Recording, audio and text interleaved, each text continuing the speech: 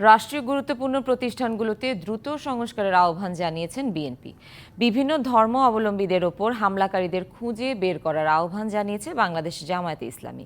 আর 15ই August জাতীয় শোক দিবস বাতিল সহ আওয়ামী লীগের রাজনীতি নিষিদ্ধ করার দাবি জানিয়েছেন গণ অধিকার পরিষদ। সোমবার বিকেলে অন্তর্বর্তীকালীন সরকারের প্রধান উপদেষ্টা ডক্টর মোহাম্মদ ইউনূসের সাথে সরকারি অতিথি ভবন যমুনায় বৈঠক করেন বিভিন্ন দলের নেতাকর্মীরা। বিএনপির মহাসচিবের নেতৃত্বে 9 সদস্যের প্রতিনিধি দল প্রধান উপদেষ্টার সাথে বৈঠক শেষে মির্জা ফখরুল ইসলাম কথা বলেন সাংবাদিকদের সাথে।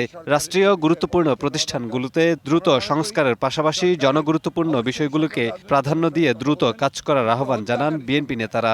যারা ছাত্রদের হত্যা করেছে, যারা শিশুদের হত্যা করেছে, যারা রাজনৈতিক নেতাদেরকে হত্যা করেছে, তাদের বিরুদ্ধে জনগণ আছে এবং এই ব্যাপারে তাদেরকে সর্বাত্মক কোনো ব্যবস্থা নিতে গেলে সরকারকে আমরা অবশ্যই সহযোগিতা করব।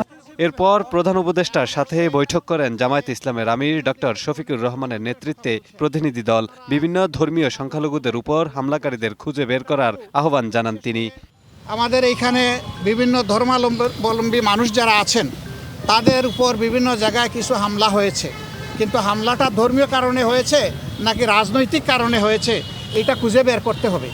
এদিকে 15ই আগস্ট জাতীয় শোক দিবস বাতিল, আওয়ামী লীগের রাজনীতি নিষিদ্ধ সহ প্রধান উপদেষ্টার কাছে 14 দফা দাবি পেশ করে গণ অধিকার পরিষদ। 15ই আগস্ট, এই আগস্ট হচ্ছে জাতীয় বিপ্লবের মাস। আমরা আগস্ট বিপ্লব হিসেবে এই মাসকে উদযাপন করতে চাই। এটা আমাদের শোকের নয়, এটা আমাদের সুখের এবং শান্তির মাস। সবশেষ প্রধান উপদেষ্টা ডক্টর ইউনূসের সঙ্গে সাক্ষাৎ করেন গণতন্ত্র মঞ্চের সদস্য সচিব জুনায়েদ সাকি ও বাংলাদেশ জাতীয় পার্টি বিজেপির সভাপতি আন্দালিব রহমান পার্থ। এই রেভলিউশন জনগণ করেছে এবং জনগণ ঠিক করবেন যে আগামীতে আওয়ামী লীগের ভবিষ্যৎ কি হবেন।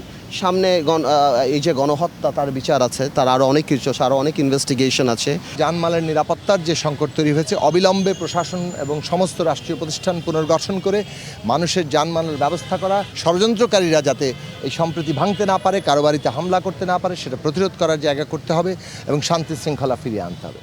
Kamrul Hasan, DBC news, Dhaka.